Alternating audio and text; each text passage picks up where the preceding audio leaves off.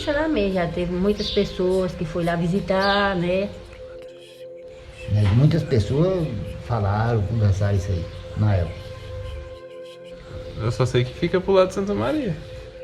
Disse que lá nessa gruta as pessoas iam lá para ver uma foto de uma santa nessa gruta. Sempre as pessoas iam e falavam que via essa santa nessa gruta. A gruta guarda vestígios de imagens rupestres feitas pelos antepassados que passavam por lá, indígenas. Já vi a foto dela, então eu tenho vontade de ver. As cavernas elas têm uma importância muito grande em vários contextos. É um local muito rico, é um ambiente muito rico em fauna, mas também é um ambiente que ele fornece serviços ecossistêmicos para o restante dos outros ambientes também, né? Então, por exemplo, a gente tem morcegos que são polinizadores, invertebrados e micro-organismos que ficam na água, que muitas vezes conseguem purificar a água que passa no subterrâneo. A Gruta do Padre possui 3 entradas. Tal gruta foi descoberta em 1914 por um grupo de pessoas que procuravam mel aqui na região. Na época era de costume colocar fogo na mata e aí depois que se sentiu o cheiro da cera queimando, o pessoal ia até lá para procurar o mel. E foi numa dessas situações que chegaram até aqui, na Gruta do Padre. Estamos aqui na principal delas, que é a conhecida como Lapa d'Água ou Lapa do Cedro, mas essa não foi a primeira a ser descoberta, né? A descoberta em si, inicial, se deu na Gruta do Padre 1, né, recebe a intitulação Padre 1 por ter sido a primeira parte descoberta. Ela também recebe o nome de Gruta Santo Antônio, né, devido aos murmúrios do rio Santo Antônio que se ouve no interior da gruta. Com 16.400 metros de extensão topografados, a Gruta do Padre é a 5ª maior do Brasil e fica localizada no oeste da Bahia, na divisa entre os municípios de Santana e Santa Maria da Vitória. A Gruta do Padre também possui o maior sistema hídrico subterrâneo de água corrente do Brasil por meio do rio Santo Antônio, que nasce no município de Canápolis. Na época não se sabia ainda se a gruta ficava exatamente no município de Santana ou Santa Maria da Vitória. E muitas pessoas começaram a vir já achando que o local fosse um local sagrado. Há muito tempo, uns 40 ou 50 anos atrás, foi celebrada lá uma missa. Aí parou. Ficou fechada. Essa peregrinação religiosa chamou muita atenção da própria igreja, até porque uma cidade vizinha aqui, Bom Jesus da Lapa, já tinha romaria muitos anos antes. E para não ter prejuízo nessa questão, o bispo da época, que era o Dom Augusto, da cidade de Barra, veio até Santana em reunião com os proprietários de terra. A igreja recebeu uma doação, uma faixa de terra ao redor da gruta, e a partir de então a igreja proibiu a romaria em Santana. Muitos santanenses e santamarienses ficaram magoados com essa atitude, pois a romaria permanecendo aqui, a situação poderia ter sido bem diferente em questão de turismo, né? A cidade poderia hoje ter uma fonte de renda alternativa. Em busca do documento que dava à igreja a posse dessas terras, fui até o bispado em Barra, pois na época Santana fazia parte da diocese de Barra e só encontrei um envelope sem nenhum documento. Esse documento se perdeu em algum momento e o que temos a esse respeito é apenas algumas informações registradas em livros, mas o documento mesmo não existe. Do ponto de partida em Santana até a comunidade de Lagoa de Dentro, pela BA-172, para o primeiro acesso à gruta, são percorridos pouco mais de 23 quilômetros.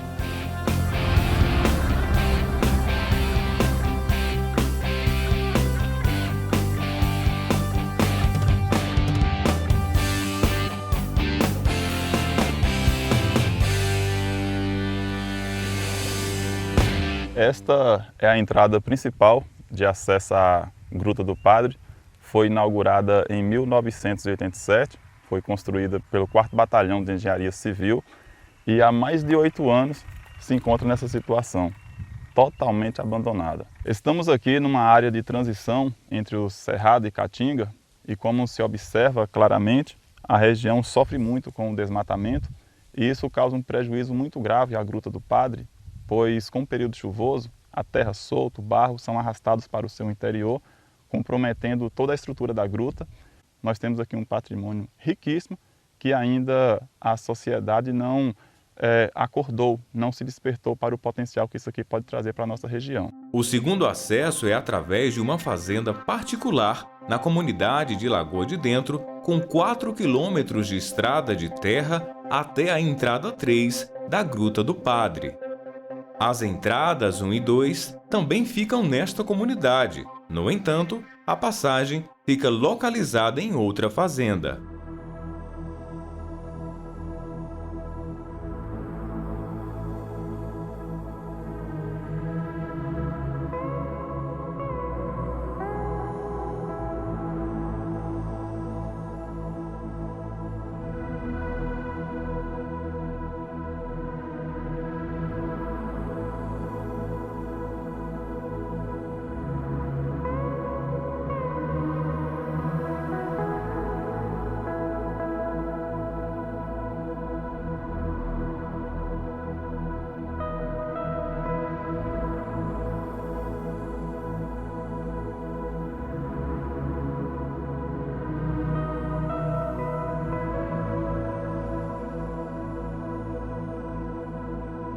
Aqui na década de 80, mais precisamente em julho de 1987, ocorreu a maior operação no cenário espeleológico do mundo, né, na época, que foi chamada de Operação Tatus II, onde várias descobertas ocorreram aqui na região, como o fóssil de um toxódon que habitava essa região há 10 mil anos atrás.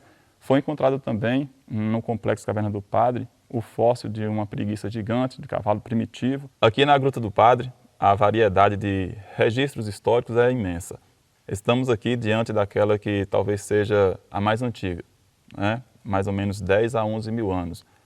Para fazer esses desenhos aqui, foi utilizado algum tipo de ferramenta. Foi lapidando a pedra.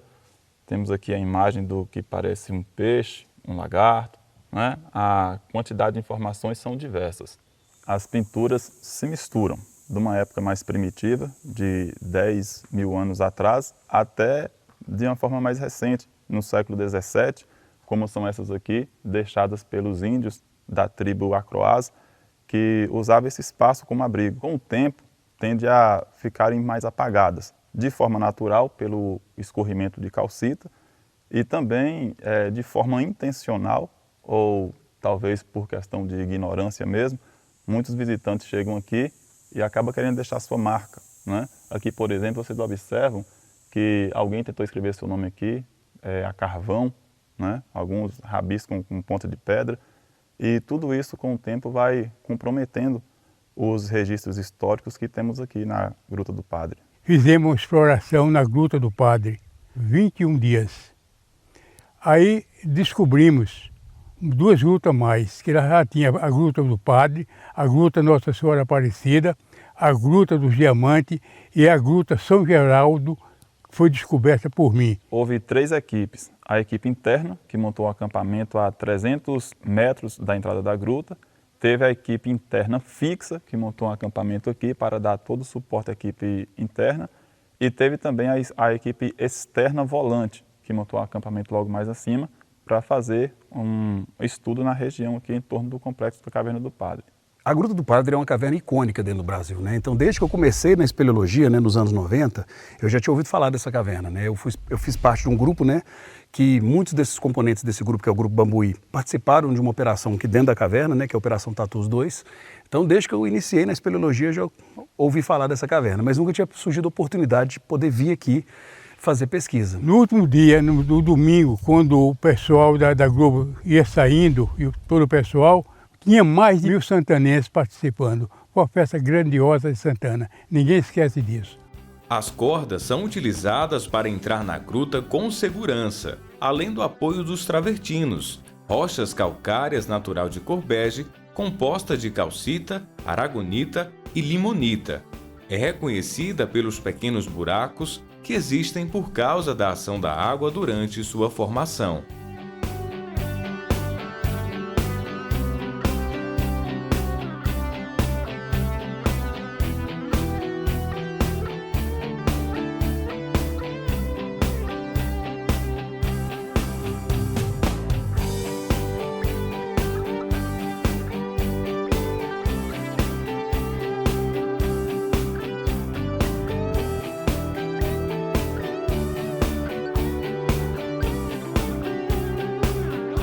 A natureza se encarrega de criar os obstáculos por meio principalmente da ação da água. As rochas servem de apoio no trajeto que deve ser percorrido com cuidado e muita atenção. De maneira geral, principalmente para a sociedade, quando se fala num ambiente de cavernas, as pessoas não conseguem imaginar muito o valor do ponto de vista biológico, do que uma caverna representa. Mas com os estudos a gente pode perceber que caverna é muito importante porque guarda uma fauna muito peculiar, muito distinta, uma fauna que a gente só encontra aqui. Então tem alguns organismos que são exclusivos desses ambientes, peixes, alguns pequenos insetos e também existem alguns micro-organismos, como bactérias, fungos. E aí vem a pergunta, por que estudar esses organismos? Principalmente pelo fato de que eles podem, de alguma forma, trazer algum benefício para o ser humano também. Eles podem produzir alguma substância que no futuro pode ser um remédio para alguma doença, ou a cura para alguma doença. Mas também do ponto de vista ambiental, são eles que mantêm essa dinâmica ambiental aqui do ambiente subterrâneo. Com a umidade alta e a respiração mais pesada, podemos ouvir o barulho do Rio Santo Antônio que percorre a Gruta do Padre. E a escuridão é cada vez mais intensa. Estamos aqui diante do Rio Santo Antônio, que tem sua nascente numa cidade próxima, que é Canápolis. Por algum momento esse rio corre por cima da terra, aí depois ele entra no sumidouro, que é o sumidouro de Santo Antônio, e aparece pela primeira vez aqui na Gruta do Padre. Aqui em seu interior ele faz um percurso longo, logo mais abaixo ali ele sinfona, e aí tem um percurso de 4 quilômetros até a Gruta da Bananeira, ainda não explorados. Recentemente eu estive aqui acompanhando uma equipe de biólogos da Universidade de Lavras, em Minas Gerais, onde a gente percorreu quase 10 quilômetros do rio. Acampamos aqui no interior da gruta e também percorremos várias galerias nos condutos superiores da Gruta do Padre. Essa gruta ela tem um diferencial, ela não seria a mesma sem esse rio, por isso a importância muito grande da preservação de todo esse fluxo de água.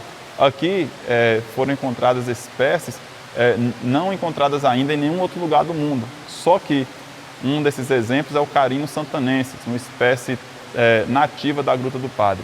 E ao fazer esse tipo de pesquisa, o que acaba acontecendo é que a gente descobre diversas espécies novas. E aí entra uma característica interessante, especificamente aqui da Gruta do Padre. Tem um conceito que foi proposto mais de 20 anos atrás, que é o conceito de hotspot de biodiversidade subterrânea. O que é isso?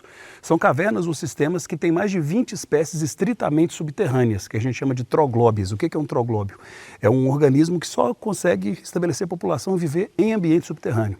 Então, quando uma caverna ou um sistema de cavernas conectadas funcionalmente, elas têm 20 ou mais espécies estritamente subterrâneas, ela é considerada um hotspot de biodiversidade subterrânea.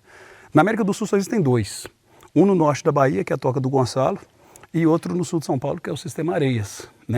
Tem um terceiro, que a gente está em processo de publicação dele, que também fica na Bahia, na região de Ramalho.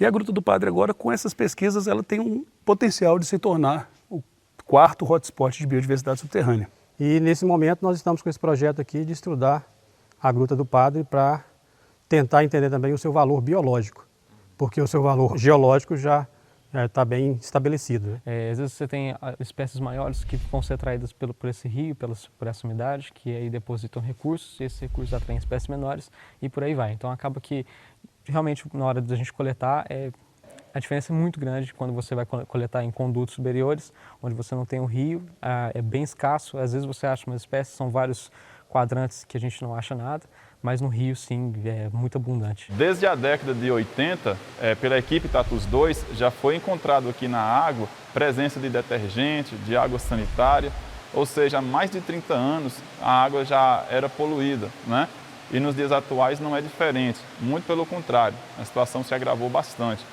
Por isso a necessidade de uma educação ambiental mais intensiva, principalmente nos moradores locais, para preservar essas águas. Esta barragem foi construída no final da década de 90 para captar a água daqui da gruta para a parte externa.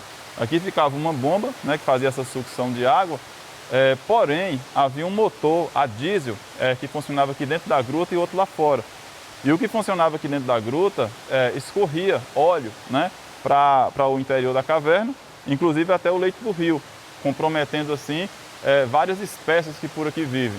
Então, denúncias foram feitas até que o IBAMA veio aqui em 2010 e removeu toda essa estrutura que tinha sido montada aqui, ficando apenas a barragem que foi construída. E como se observa, uma construção desse tipo descaracteriza, né, a naturalidade da caverna. A legislação ambiental está sendo muito abalada, está sendo muito atacada, infelizmente, e é importante a gente preservar esses ambientes para a gente poder manter essa riqueza que a gente já possui e também saber que as cavernas elas ainda são muito pouco estudadas, né? E essas cavernas, elas são extremamente importantes. Por quê? Porque elas estão participando, obviamente, de uma série de processos ligados a toda a paisagem externa, né? O relevo onde existem as cavernas, que a gente chama de karst, ele é muito permeável, né? Então a água penetra, dissolve essas rochas, ao dissolver vai formando esses vazios que são as cavernas e vários processos também vão acontecendo, entre aspas, de filtração, de purificação de água, isso tem um tanto de processo que está ligado diretamente ao que acontece fora das cavernas,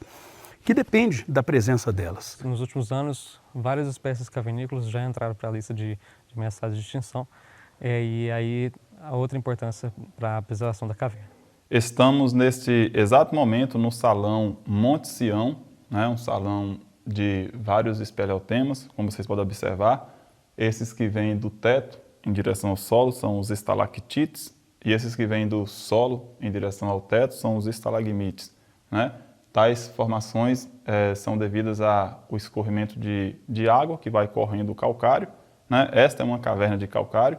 Esses espeleotemas são formados com gotejamento consecutivo de água. Aí, a depender da região da caverna, algumas dessas formações levam mais ou menos tempo para se formar. Há formações aqui, por exemplo, de quase 1000 anos, desenvolvendo apenas 30 centímetros. Outras, né, levam menos tempo para desenvolver muito mais do que isso. Então, é uma necessidade premente de conservar locais assim. Às vezes, por falta de conhecimento ou por descuido, muitos visitantes acabam quebrando, que levaram anos e anos para se formar. Não são nossos, não é meu, não é seu, é de todo mundo, é da humanidade. Então eu não posso chegar lá, eu sozinho, e tentar danificar, porque aquilo ali não é meu. Aquilo ali é da humanidade, da sociedade. Então qualquer mudança, qualquer alteração naquele elemento tem que ser com o consenso de muitas pessoas, né? Tem que ser discutido, tem que ser planejado e, de certa forma, tem que ser protegido. Locais como este, apesar de tanta beleza, também apresenta muita fragilidade. Um simples passo em falso pode levar à destruição de formações aqui que levaram centenas ou até milhares de anos para se formar. Então, a Gruta do Padre tem diversas galerias, né? Assim como esta, nos condutos superiores. Tem também o Salão Santana, que é um dos maiores salões aqui da gruta. Na espeleologia, nós temos um lema que diz o seguinte: de uma caverna, nada se tira, a não ser fotos. Nada se deixa, além de pegadas nos lugares certos. E nada se leva, além de recordações. E especialmente para Santana, que é um município que tem uma das cavernas, que eu diria, mais importantes do país, é claro que isso deveria ser extremamente divulgado. A população deveria ter quase que a obrigação de conhecer esse patrimônio que tem aqui no município, que existe. E, no entanto, não é fácil. Isso demanda uma série de passos, né? A pesquisa seria um dos primeiros, mas a pesquisa gera publicação, mas se o dado que é publicado não chegar à população, de nada adianta. É lógico que as políticas públicas são muito importantes, mas a população entendendo a importância e cuidando da caverna já faz uma diferença muito grande. Só o fato da Gruta do Padre possuir o maior rio subterrâneo de água corrente do Brasil, por si só, já põe a Gruta do Padre em evidência nacional. Aqui também há uma riqueza na fauna subterrânea, já foi um local de peregrinação religiosa e sabemos que o turismo é fonte de renda para a cidade e região. Santana precisa olhar para a Gruta do Padre com um olhar diferenciado, um olhar mais futurista e enxergar nesse patrimônio também uma alternativa de uma melhor qualidade de vida para a cidade. Carrego na minha história promessas, peregrinações, encontros religiosos, fé e manifestações. Mas isso foi interrompido e desconheço as razões. Fui destaque mundial, quase uma celebridade, e o maior rio subterrâneo, um oásis de verdade, corre em minhas entranhas. Meu Deus, que preciosidade! E no meu interior pulsa um imenso coração, guardando toda a memória de um mundo em evolução, provando que pode haver beleza na escuridão.